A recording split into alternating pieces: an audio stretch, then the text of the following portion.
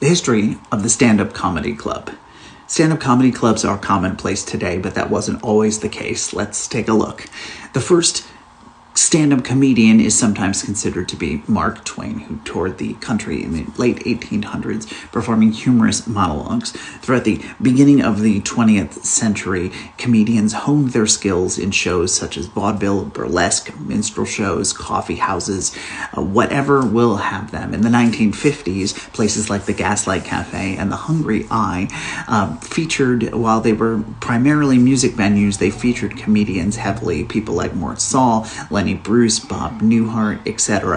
In 1963, producer Bud Friedman and his wife Silver Saunders took over a former Vietnamese restaurant in New York City on 44th Street and turned it into the Improvisation, nicknamed the Improv, an after-hours coffee house where Broadway performers could come and sing songs and socialize after their songs. In 1964, comedian Dave Astor asked Friedman for some stage time so he can try out some of his comedy material at these open mics. Friedman agreed. Gradually, more and more comedians began to frequent the Improv to test out their material. People like Richard Pryor, Lily Tomlin, Andy Kaufman, and others. The popularity of these performances increased rapidly, eventually making the Improv the go-to place to see comedy in the United States. During this rise, the Broadway performances were phased out, and it became a club solely devoted to comedy. 1969, across town, was a place called Dangerfields. Dangerfields opened. It wasn't owned by Rodney Dangerfield. It was owned by his best friend, Tony. Rodney gave his image and his name for use. That became the first club solely devoted to comedy. Now, let's talk about the trope of the brick wall.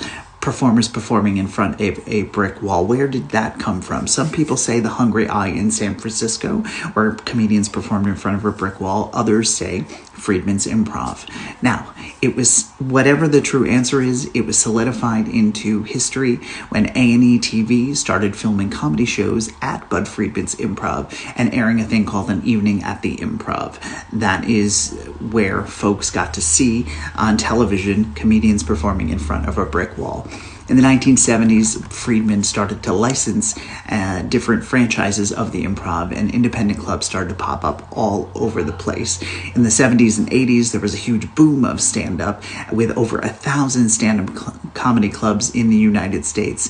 A recent report says that right now there are 2,166 clubs, California and New York hosting the most. So a far cry from that place on 44th Street. That's what you need to know about the stand-up comedy club.